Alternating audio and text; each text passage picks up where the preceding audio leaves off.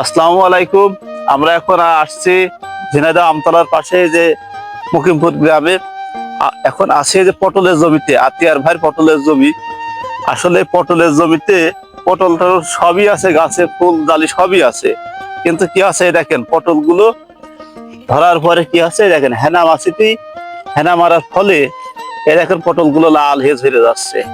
এই দেখেন প্রত্যেকটা পটলই একই সমস্যা। এই দেখেন প্রত্যেকটা পটলের একই সমস্যা। এই সমস্যা থেকে সমাধান পেতে আমরা সবাই যারা পটল চাষি আছি তারা সকলেই এই সমস্যার সমাধান পেতে আপনারা ফেরেমন ইন্ডাস্ট্রিজ লিমিটেডের তাবিজ কার্ড বলে একটা আছে, এইতে ফেরেমন তাবিজ বলা হয়।